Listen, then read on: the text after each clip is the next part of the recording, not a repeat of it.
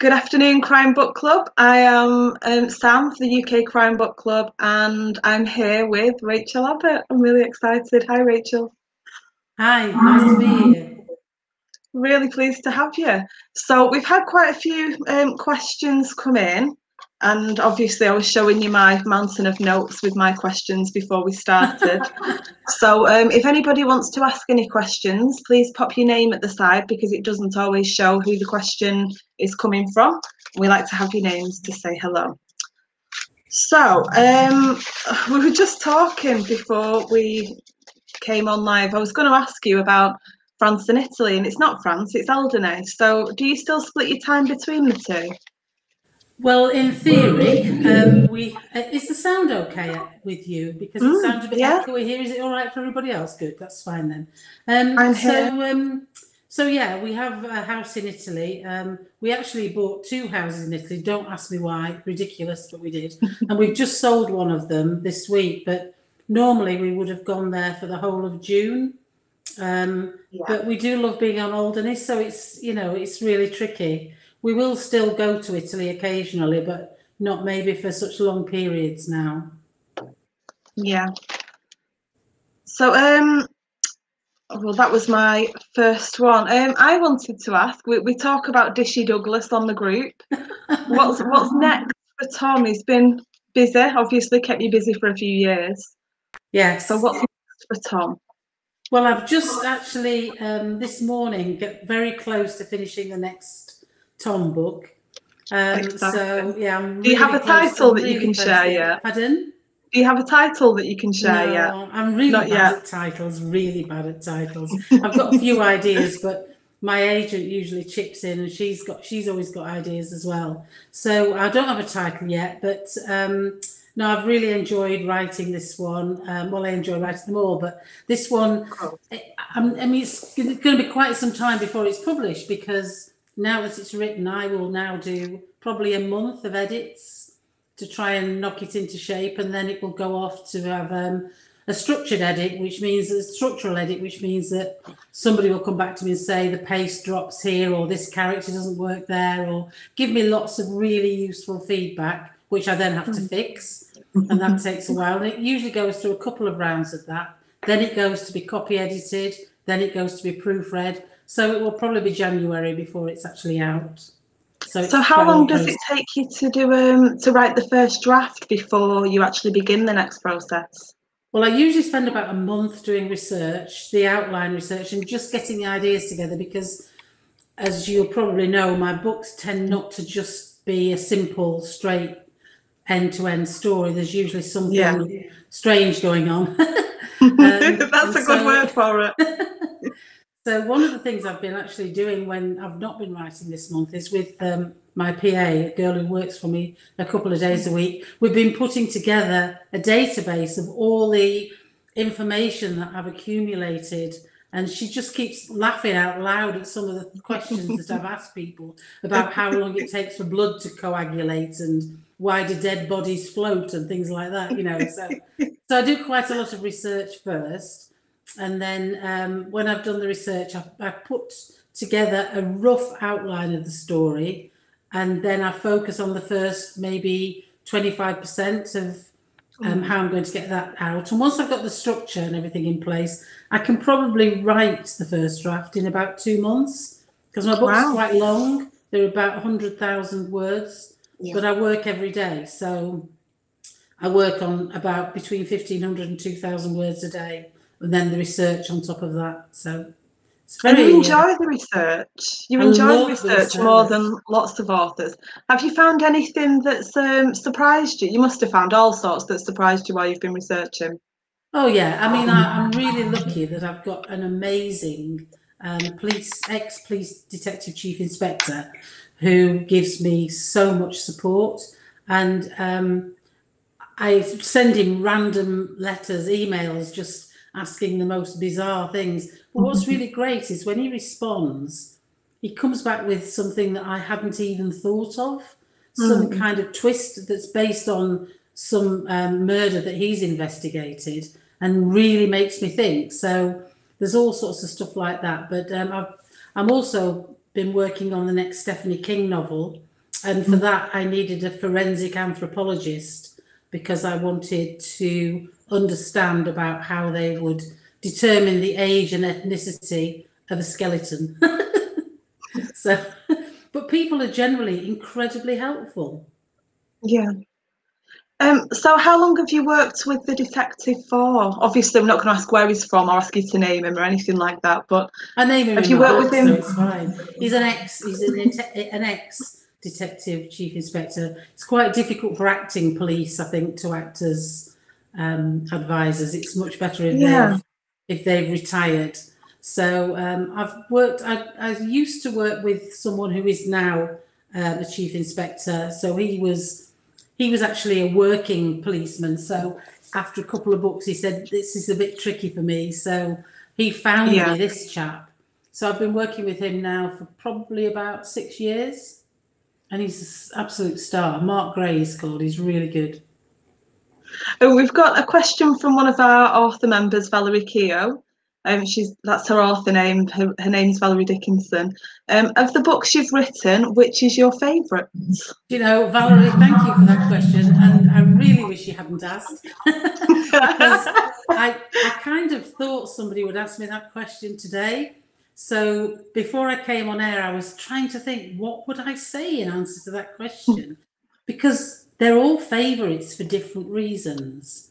So Stranger Child, I loved Stranger Child because I loved Tasha, the 13-year-old girl in the book. I really loved her, and so she was a favourite from that point of view.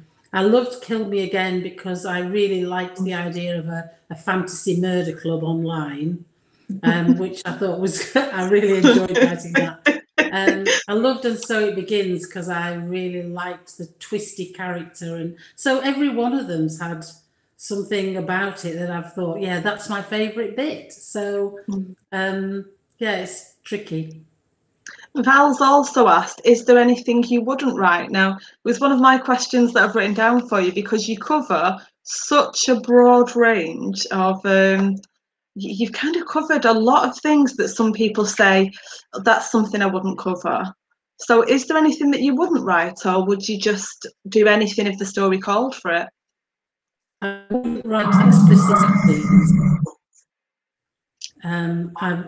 Was there a funny noise then online? Probably as I said that, I wouldn't write explicit sex scenes because most of the time I don't think they're necessary. We all have the right level of imagination. We all know what's going on, so we don't need the detail, I don't think. I would touch on some difficult subjects because, you know, difficult subjects are quite often, I tend to think that my books are more about why people do things rather than how they do them or who them. It's more psychology behind it.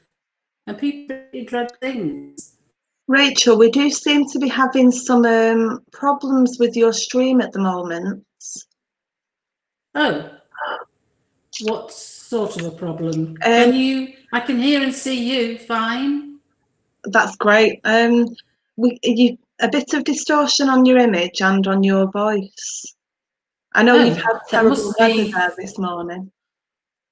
Yeah, we are having pretty bad weather, but there's not very much I can do. I've got a full network signal, so it seems to have settled down again now, so we'll just carry on from where we were. I'm so sorry. I think that Alderney doesn't have the best Wi-Fi signals in the world. We've had Caroline Maston join us. She says, hello, lovely ladies. I just started reading Only the Innocent. Fab opening. What was the inspiration for it? Now, I know you recommended this book to Caroline as the place to start when she asked the question. And it's where I'd have said as well, you've got to start at the beginning. Well, I suppose that's the beginning of the Tom story. Yeah. Are you still getting distortion? No, seems okay now. Okay, because I'm getting a bit of feedback bizarrely. Anyway, not to worry, I'll try and talk through it. It was because I saw a woman on the television who had been accused of murder and she was acquitted eventually. After several appeals, she was acquitted. And it made me think, what set of circumstances could be so bad that a woman would have no choice but to murder a man. And it had to be no choice at all. Nothing that you could do. You couldn't. She couldn't have gone to the police. She couldn't go to family. She couldn't go to anybody to explain because of the implications of what she did. And that really took me a long time to work out what could be so bad and why she couldn't do anything about it. She's also asked, how do festivals like Harrogate help authors? Now, have you missed any events this year that you were planning to visit? Yes, when The Murder Game came out, I was planning to do a little tour round to various bookshops and libraries. And I was being put forward for various festivals, but of course they've all been cancelled now. So yeah, of course. So Harrogate is fairly unique in that you do get to meet lots and lots of other authors as well. But generally, what I love about festivals is meeting the readers. So it's really great to meet and talk to readers and find out what they've enjoyed and, you know, maybe what they've not liked so much and how they like to see things going. So I really enjoy talking to the readers. That's how they help. I wouldn't suggest for a minute that if you go to a festival, you sell a shed load of books, because you probably don't. But you get to meet the readers and you get to meet other authors, which is fantastic. Do you have a team of readers for who, you know, once your first draft is ready? Well, I don't do it in my first draft because I wouldn't expect anybody to read that because it's always a bit, you know, sort of needs quite a bit of sorting out. But yes, I do. I have so people who belong to my partners in crime list of my mailing list got an opportunity about a year ago to ask if they wanted to be what I've called my expert witnesses. So they get an advance copy to just give me some feedback, which is great, and they're brilliant, really good. Who's the first person that reads once it's ready to be read? My husband reads an early draft. The police advisor reads an early draft, and then my agent is the killer because she reads it and she's spot on with all her criticism. Well, it's constructive criticism, but it's exactly what you need. You need somebody to be able to give you feedback and say, you know, whether things aren't working the way you expect them to. Because as an author, you know what's in your head, and sometimes you don't always convey that as well as you could do. So my husband isn't the best at spotting that because he probably knows what's in my head as well. But she's very good. So she'll say, well, I think you've confused the reader here. You need to sort this bit out and things like that. So she's the first person. It must be difficult when you're reading something back that you've written, because you've got that idea in your head. You feel like it's already in there. So having somebody to spot that for you must be really useful. Well, I'm quite a geeky sort of person, so I do use technology quite a lot. So as I go through a book, I have a list of points that I know have got to be made and have got to be absolutely clear. And so I make sure that in my mind I have been clear. Whether that works in everybody else's mind or not, I don't know. I'm being teased in our comment section. Caroline Maston, one of our admins, is saying, Samantha, just how excited are you doing this interview? That's very excited. I've done some deep breaths before we got going. She also wants to know, do you have any plans for TV adaptations of your novels? Well, that would be great. I have had a few options taken out on my novels, but they've never actually come to anything. There are a couple of issues. First of all, I write very much for readers. I don't write with television in mind. So a lot of what I write is actually going on in people's heads. And it's quite difficult to translate that into television if it's all thoughts. I don't know how they do it. They manage to do it quite well, but it is quite difficult to do. And also, my books aren't really police procedurals, because they're mainly about the victims and the perpetrators of the crimes, and they struggle to get to terms with, is this a police procedural? Should we be doing a Tom Douglas series? But no, because the books aren't really just about Tom. He's there and he's obviously important to me. But actually the main story is about somebody else. And so I think they struggle to see how they would fit it in. So, but I'm very happy if people want to read my books. That's always the preference. Lots of the backstory to the books is about something happening to somebody when they were younger. How difficult is it to write a scene involving a child? I wouldn't say you're overly graphic. I'd say, again, you leave a lot to the imagination for people to fill in the gaps. But how difficult is it for you to write that as a scene? Obviously, there's lots of examples, but... I think I particularly like writing the scenes with Tasha in Stranger Child and in Nowhere Child, which was the novella that I wrote afterwards. Because I could really feel for this child. I could imagine how it must have been for her. As you will know, probably if anybody who's read the book will know that she was basically taken from her family at the age of 6, and then lived a quite difficult life. And then she comes back into a family where everybody's all happy and lovely. And she's kind of on the outskirts, if you like. She's not. She doesn't feel as if she's part of it, and so I find it quite interesting to think about them. I've actually got stepchildren myself, and I've had them through all sorts of teenage years, and well, from very young. So it's quite interesting to think about how children would react under certain circumstances.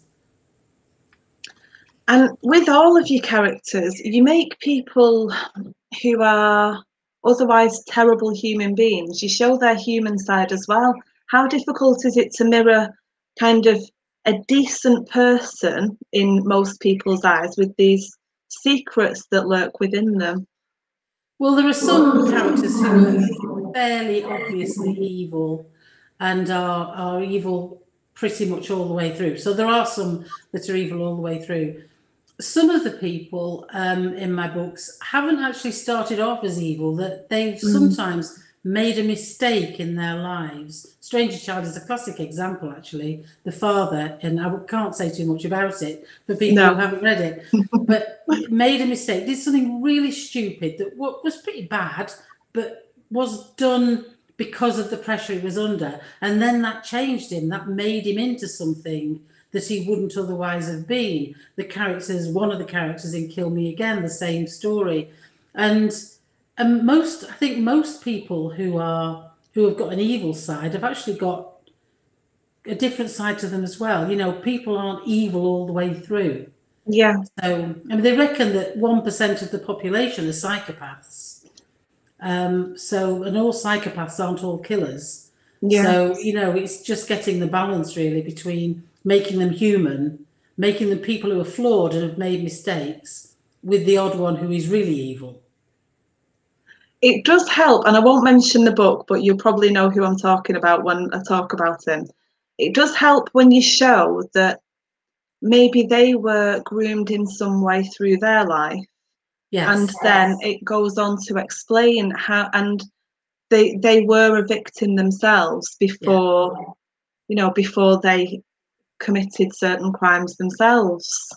Yeah, that's often the case. That's often the case, that people become what they are because of things that have happened to them. Not always the case. There are people who've had absolutely nothing bad happen in their lives, but they have themselves turned into quite evil people. But it's, a lot of people have suffered something in their own lives. And as I say, people do make very silly mistakes that they then fight like mad to cover up and make better, and in fact potentially make things far worse. Yeah, it definitely seems to be what happens. One small thing that could be dealt with snowballs into this huge life-altering repercussion. Yeah, absolutely. It's really interesting to read, because the way you write, I can never quite see what's coming, and I always think I'm quite good at spotting things, and you just don't give things away. There's always so many threads with so many things going on that you might think, you might think, right, I'm going to pick one person, I'm going to zero in on them, and I'm going to see if it's them. And while you're looking at that, distracted by it, you're missing what's actually going on right under your nose. It's so cleverly written, but That's right. it's so hard to do.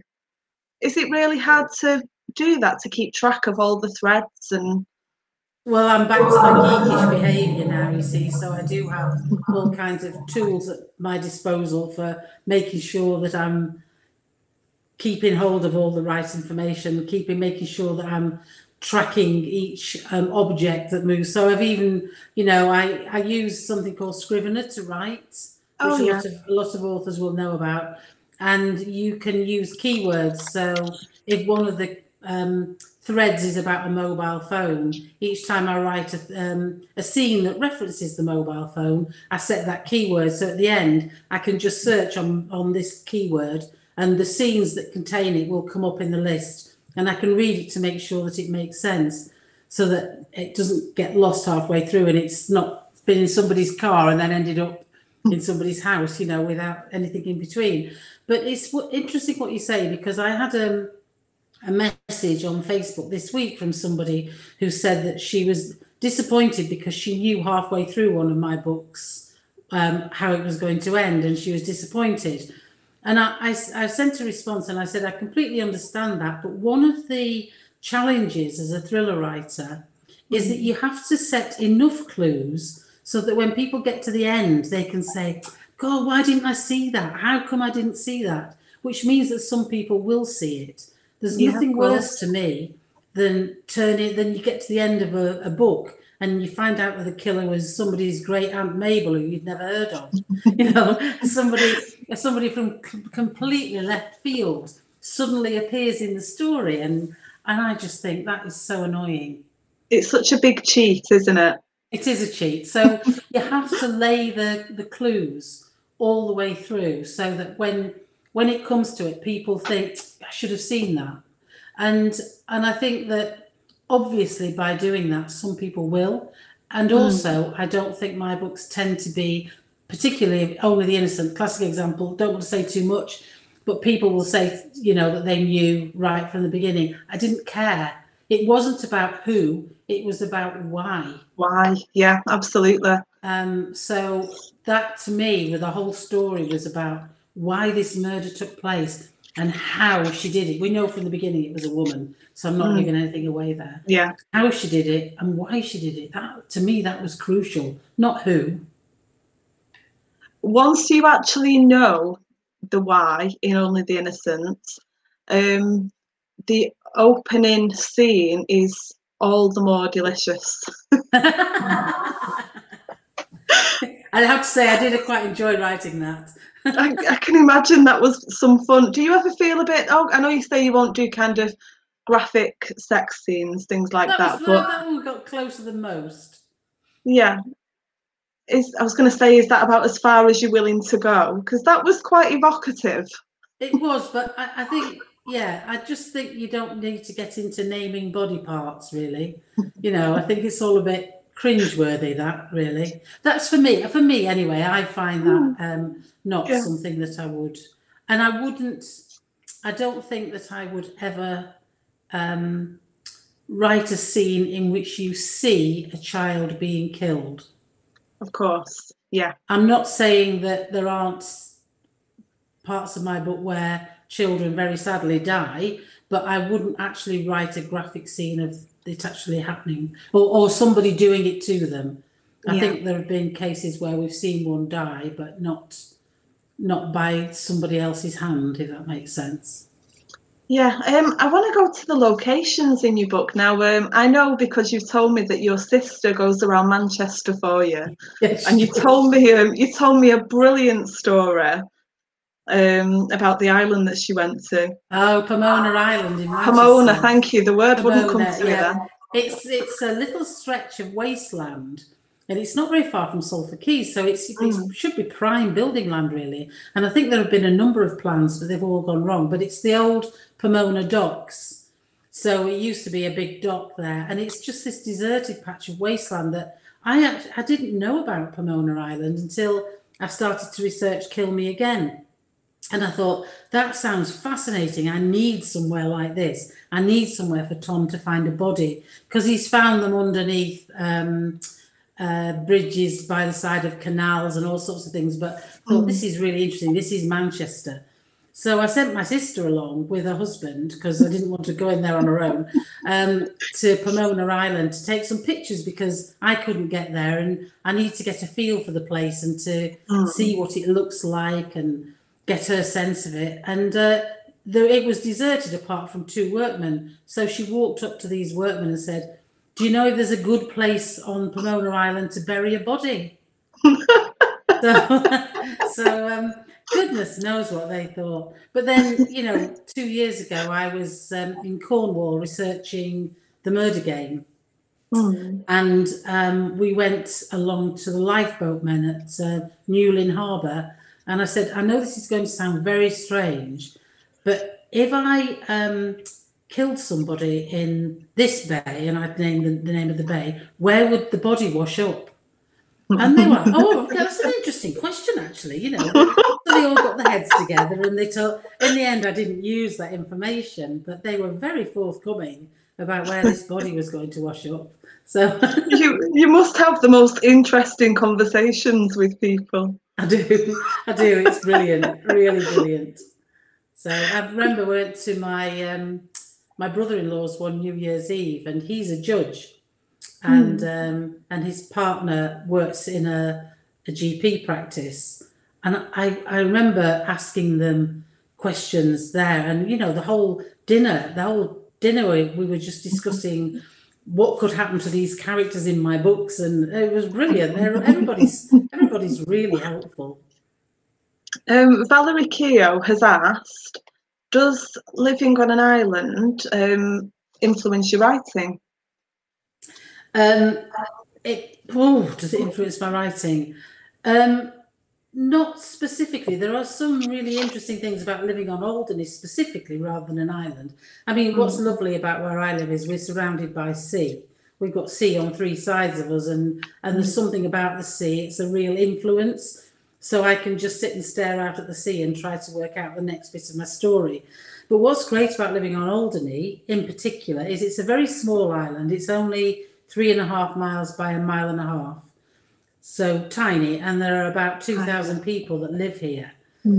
But as a result of that, the people that I meet are all very diverse. That instead of living in a suburb of Manchester where everybody that I meet probably works in an office and probably goes to work at 9 o'clock every morning, here I've got friends who do all kinds of things. And one of my friends is a forensic linguist. So she analyses writing, the things that people have written for the police, and is able to say whether the person who's supposed to have written it actually did write it, and if not, who. And so people like that around you, it does really give you some good ideas. So is that when people compare patterns between a note left by somebody, for example, and a piece of writing from the person? Yeah. So they can tell. I mean, I involved her when I was writing. That would have been Stranger Child as well, because it was a suicide note. Of course. Yeah. So there was a suicide note, and she's a good friend of mine, so I invited her around one evening and said, right, I want you to read this, and I want you to, the thing is that this note is supposed to have been written by a man, but has actually been written by a woman. And she looked at it and she said, well, that's obvious. And I said, what do you mean it's obvious? So she said, no, it's obvious. She said, because there are too many personal pronouns. Men don't use personal pronouns as much as women do. There are too many apologies. Men don't tend to not apologise as much as women. Use of negative phrases, I didn't want to, or, things like that. And she said it's very obviously written by a woman. I was stunned. I had no idea that. So I'm very careful now. If I write anything that's supposed to be from a man and really is from a man, I would get her to check it now. I would ask her to check it and say, this has got to be realistic. Kaz has put her favourite question in the questions for you. would you produce a graphic novel of one of your books? Kaz is a huge graphic novel fan. Do you know, I don't really know very much about. I'm ashamed to say I don't know very much about graphic novels. So I don't think either. So I suppose the answer to that has to be no. But if somebody else wanted to do it, that'd be fine. But it would be very long because my books are long. They're 100,000 words on average, which is quite a lot, over 400 pages. So, you know, they're quite long books. So goodness knows how long a graphic novel would be. She also wants to know, have you got any reading recommendations for us? Oh, well, the last book that I read that I really enjoyed is not really, there is a mystery in it, there is a murder in it, and that's Where the Crawdads Sing, which has been really high up in the chart. I loved that book. I thought that book was fantastic. But there are certain authors who I never miss anything they write, so I would always read anything that Lisa Jewell wrote, or Ellie Griffiths, or Kate Rhodes, or Sharon Bolton. I love all of them. I love their writing, all of them. And there have been lots of others as well, you know, that I've read, odd ones. Kaz Freer, I really like her books as well. So yeah, there's loads of good writers. We had a brief chat when I initially met you for our short interview of how I came to discover you as an author. You were at an event with Sharon Bolton, and one of my friends came flying in through the back in a flip-flops on a dinner hour to get a signed book, and that's when I started reading everything that you'd written. So you're one of my authors that I read things as soon as possible. Oh, that's nice to know. Thanks, Sam. That's really kind of you. That will have been, was that Sharon Bolton Town Bolton's Hall? one as well. It was Bolton Town Hall, yeah. Yeah, well, I was really ill as well, so I don't know that came across. Oh no. Oh gosh, I was dreadful. I think she was probably too hot and bothered to notice if you did look poorly. She makes quite an entrance, does my friend. Caroline has also asked, oh no, just a comment, loving the big pile of books in the background. Obviously all of your lovely books behind you. Oh, well, I've got so many more, I'm sure. I mean, they're all over. So because I also have the foreign language versions, because my books are now in 22 languages.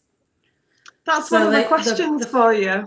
Oh, right. Well, how does that feel to see all of your books in so many languages? You must have fans all over the world. This is The Murder Game in Italian. Ooh. And that, so, you know, I prefer the English cover, but I do like that, and I do see where they're going with it. It is beautiful. Means, your last game, il tuo ultimo gioco, your last game. So that only came last week. But yes, yeah, I've got the foreign language. They always send me 5 or 6 copies. So I've got an office full of them, because how many people do I know that I can give the simplified Chinese version to? Or, I know quite a few Polish people, so I can give those away.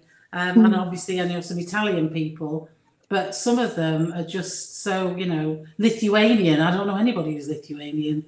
So I've got all these books. It's such a shame. Do you speak any Italian? Yeah. Are you fluent? I do speak some Italian. No, I'm not fluent, but I can get by. So when there's a new Italian book, I tend to do a little chat online to people in Italian. But I don't think it's very accurate.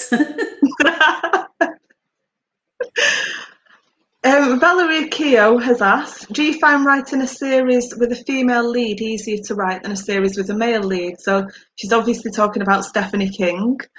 Yeah. Do I? I suppose I've known Tom for so long now that I find Tom quite easy to write. Stephanie is a more prickly character. She's very self-contained and is scared of getting hurt by a man, basically. And I find, I mean, I understand that reaction. I've got enough friends like that, so that it's quite easy to write that. And I think it's quite important that I don't make Tom too soppy. There's a tendency to write him as if he's a male version of me, which is not at all appropriate. So I have to just keep remembering that's not the case at all.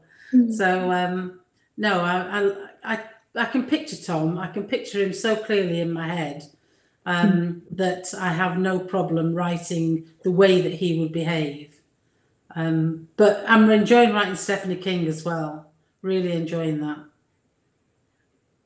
Obviously, she's with Gus, who is nothing like Tom. All of your characters are so distinctly different. I find if I have to, and I will make that clear, I have to put one of your books down when I'm reading to go and, do something with one of the children, or, acknowledge that I've got a husband.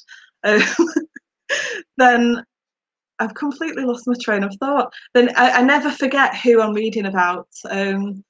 They're so clear. That's really good to know, because that's one of the things I do in that first month.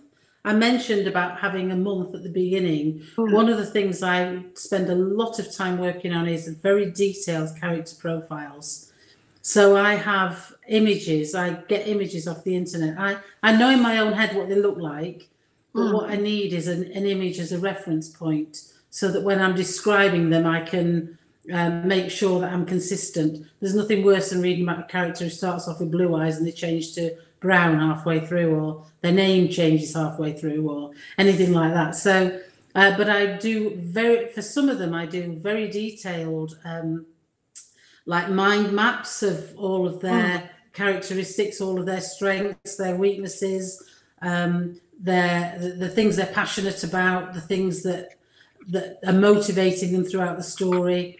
And I think one of the books I enjoyed writing most from that perspective was The Back Road, because that is about a group of people who are meeting for a dinner party. It was originally going to be called The Dinner Party, and they're meeting at this dinner party, and there are all sorts of tensions underneath, but they're all very, very distinct characters.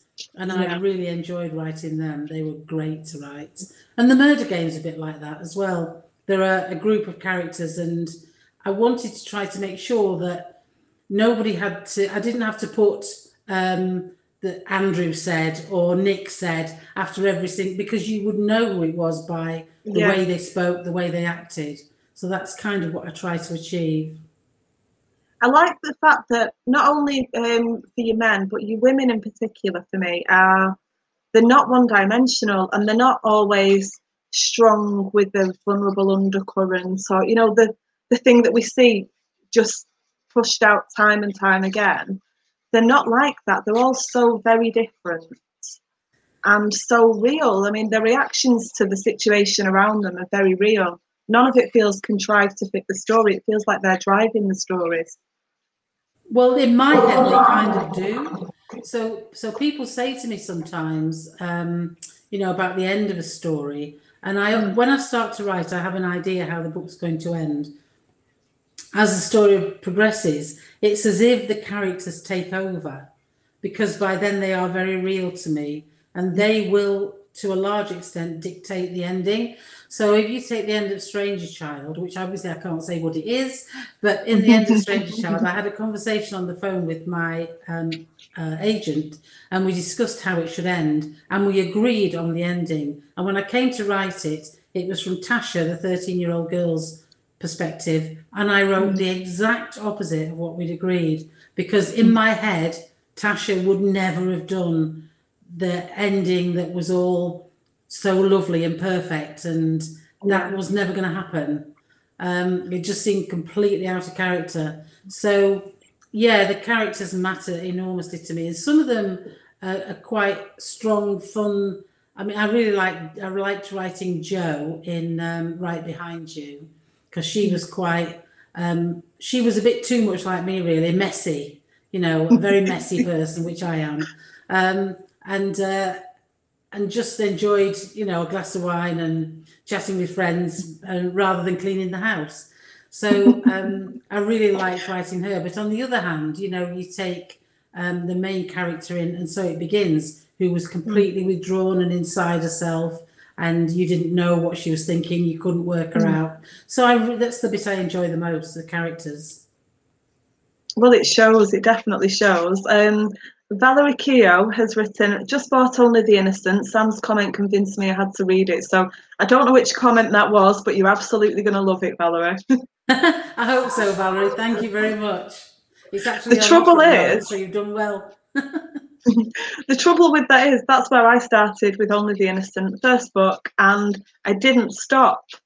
I didn't read anything else until I'd finished everything that you'd written. Wow, so that's obviously incredible, Sam. Thank you. 4 or 5 books since then. It was a good chunk of book, maybe 6 all in one go.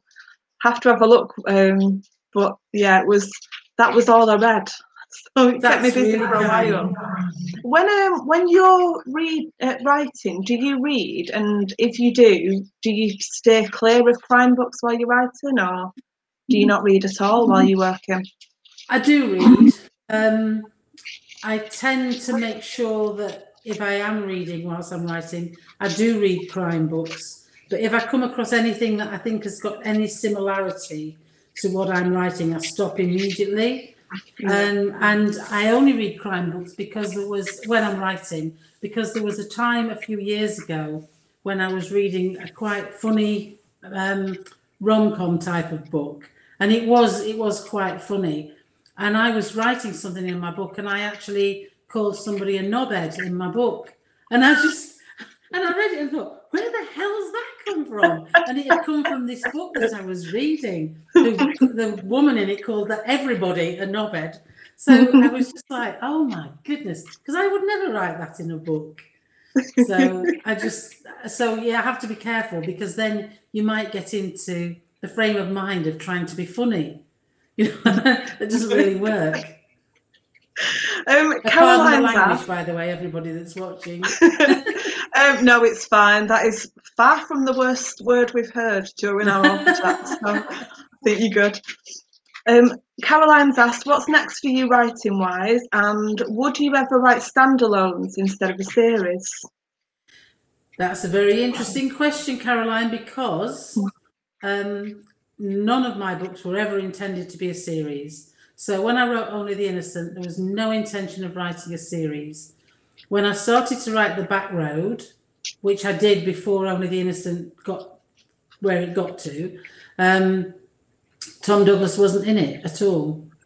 And so I then started to get emails, when's the next Tom Douglas? And I thought, oh, crikey. And my agent said, people want Tom Douglas. You've got to be, and I'm so glad I did. They want Dishy Douglas. Yeah. So glad they wanted him back again.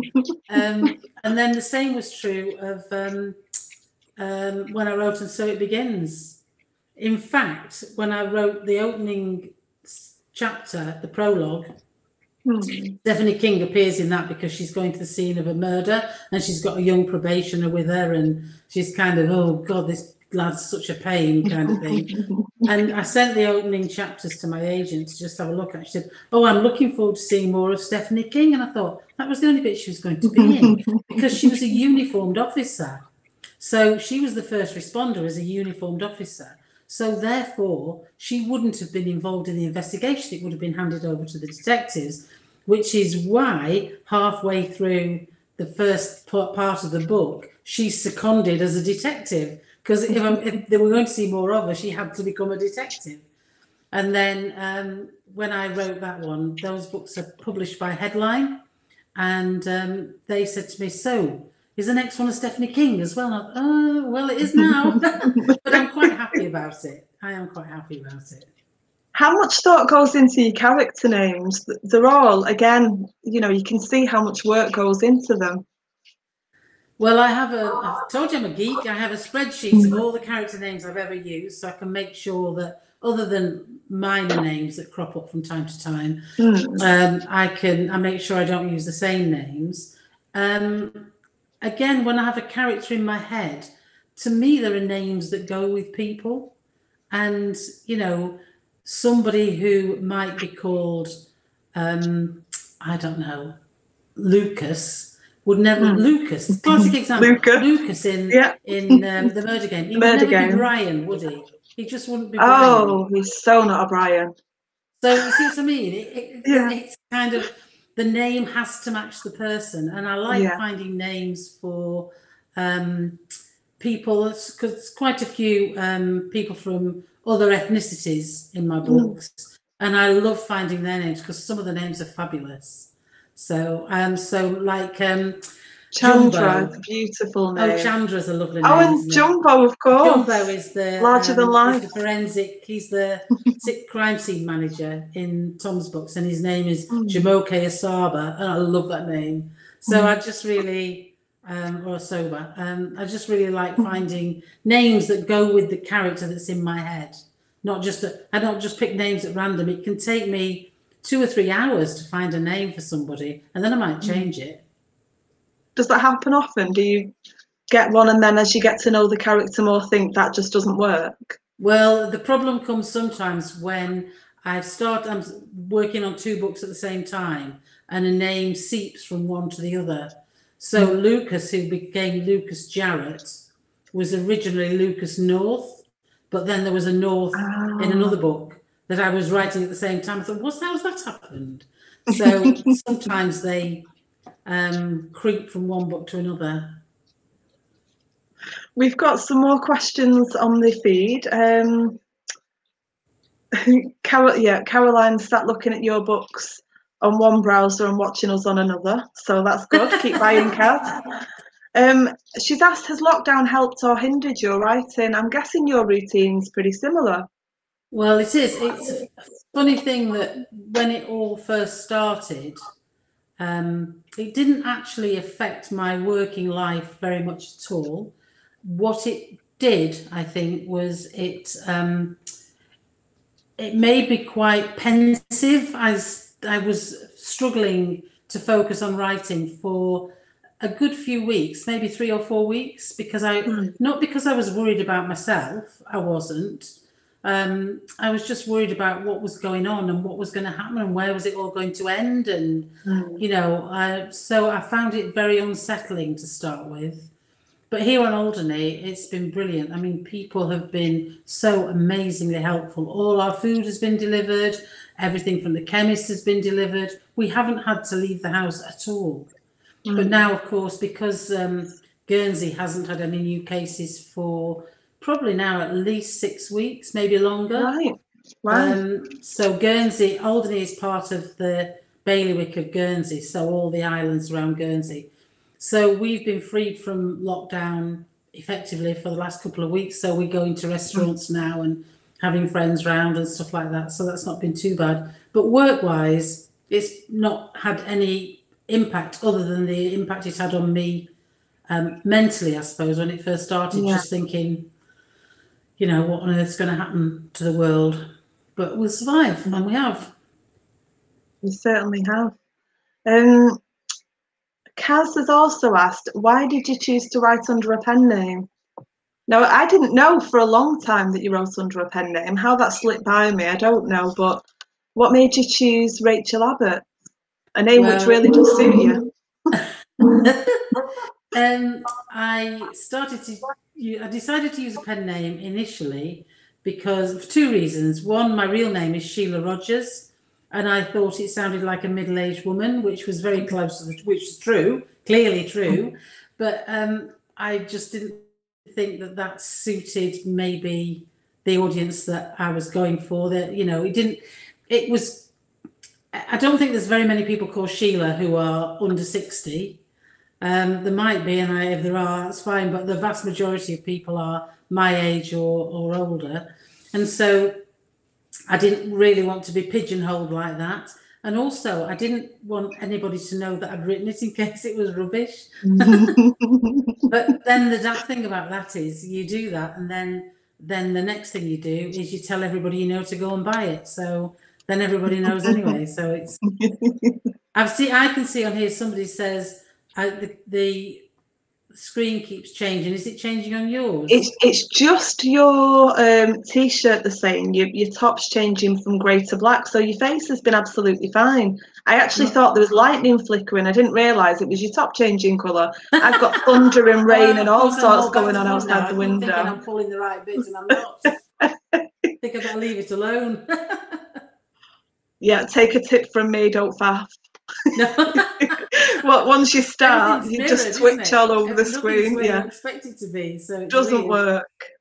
Must be what it's like to be a weather girl or a weatherman. Yeah. You know, on the TV, everything's God, the I don't know opposite how I do direction. that. So I Would drive me apologise if it's insane. changing colour. It will be a poor signal at my end, I'm sure. The rest of you is absolutely fine though, so I think we can cope with a t-shirt changing colour or a top changing colour. So we have something just flashed on mine, but hopefully you can still see me. Maybe it's lightning outside here again. Can you show us the cover of The Murder Game, which is your latest Stephanie King? Right behind your head.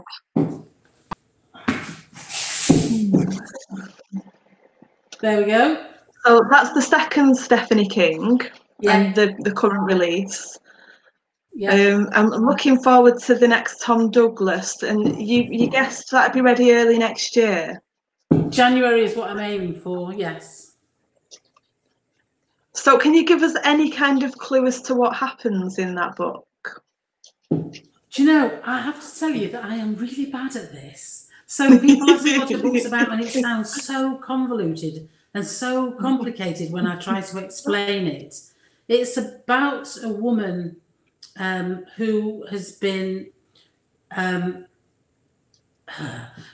trying to escape her past for a long time, and then something happens which could expose everything she's ever done to the world. And she's got a small boy, a little 5-year-old boy, and he is obviously her prime concern. But Tom Douglas is investigating her for one crime, but she's more concerned about the past and what happened in the past. And there's a bit of quite a bit about living in a cult in it as well, which I found completely, the research into cults was so fascinating. I mean, you tend to think of cults as these massive organisations, you know, where they live in a commune and everything, but cults can be as small as 4 or 5 people, basically where one person's rule, where what one person says is law and everybody has to abide by it. I mean, people say that you can work for a company and that can be like being in a cult where you're not allowed to disagree. Disagreement is completely banned. And people sometimes go away on, my sister sent me a link to an article that I've not read yet about somebody who went to a yoga retreat and it ended up being a cult. And people go away for these sort of find yourself weeks and they end up embroiled in some cult and handing over all their money. So it's really quite fascinating. I love doing the research, but that's all part of the past. And then how that impacts on the future and on who gets killed and why. Does that help? Yeah, I look forward to reading it. I think that was a very good description. We've only got just over 5 minutes left. I'm going to bring you back to Tom Douglas for one of my questions. Okay. So I know on your group, on the Partners in Crime group, there's lots of discussion over Tom's recipes. So are they favourite foods of yours, or are they Tom's? Oh, they're obviously Tom's. But it all started because it was really the back road where it started. Because when I wrote the back road, there's a dinner party in the back road, and I mentioned the food that was cooked in the back road, and so I had all the recipes on my website. For the things that were cooked in the dinner party. And then Tom also invited Leo around for a curry, and he made a couple of curries, and I put those recipes up as well. And people started to say, oh, we love Tom's recipes. So, of course, they're my recipes, but I love to cook. So I used to put a lot more about food in my books, but my agent didn't think it was such a good idea. I love it, but I love it. Yeah. So I try not to mention too much about Tom's cooking now. But I mean, as a character, he does enjoy cooking and he's a good cook. So therefore, we refer to them as the Hungry Detective. So they're his recipes. So you've got a new release that you said coming up in January. How much preparation goes into preparing for a release date, a publication date? Well, we like to do some kind of party online whenever I have a new book. So we tend to do a Facebook party, and it's not really a marketing thing. It's really because the readers are so supportive all year round that it's just great to try and get everybody together at one time, all doing daft things like caption competitions. And for the murder game, I did a whole kind of... I'm terrible at the caption competitions. Pardon? I'm terrible at the caption competitions. I look, but I don't have a go. I'm terrible. No, I'm not very good either. But fortunately, I have a PA who's very funny, and so she's great at setting those things up. So she finds the pictures, and then we decide which ones we're going to post. But we do all kinds of stuff like that, and lots of quizzes and games, and it's really, it takes a lot of time. We probably spend about 3 or 4 weeks preparing that, but it's kind of a ritual now for us at the end when there's a book about to come out. I love doing the ones for the murder game with all the sort of Cluedo type characters and creating a real puzzle around the whole story. But yeah, it takes a lot of time, and I don't do very much. A lot of writers now are doing lots of Facebook and Amazon advertising, and I don't really do very much of that. I should do more probably, but you know, I'd rather be writing and stuff like that. It's more fun for me. Valerie Keogh's actually written, I should be editing. This was a much more fun way to spend the afternoon. Oh, glad to hear it, Valerie. What jobs did you have before you became a writer? Oh gosh, you've got a long way to go back for this, you know. So when I was at school, I got a place at university, and I decided not to go. I also got a place at Teacher Training College to be a PE teacher, would you believe? And I didn't do that either. So I worked, so I trained to be a secretary to start off with, because I didn't know what I wanted to do and where I wanted to go. So I did that for a bit, and then I ended up being a training manager for a photographic firm. Then I ended up selling houses. And then I went to retrain as a systems analyst once I knew what I wanted to do. It took me about 10 years, but I eventually knew what I wanted to do. I trained as a systems analyst, worked as a systems analyst for a year, and then I started my own business, writing software for education. And I did that until I retired, when I sold the business. And it was quite a while after that before I started writing, but I always knew that I wanted to write a book when I had the time. So when did you finally make the decision to have a go and just see if you had what it took, which you clearly do? For the last few years of working, driving to work and back, it was only 15 miles, but it was about an hour in the car. So I used to plot, I was plotting Only the Innocent all the time. And as soon as I got a chance, I sat down and I wrote the first version. And then I didn't do anything with it for about 2 years. Then I pulled it down again off the shelf, virtual shelf, obviously, and had another look at it and thought, I'll have another go at this. And then I was just talking to my husband one day, and I said, you know, you can actually upload things to the Kindle. I hadn't even got a Kindle then. So this was September 2011. And I said, I think I'll just have a go at this and see what happens. So I uploaded it and launched it on November the 15th, 2011. And the rest is history, as they say.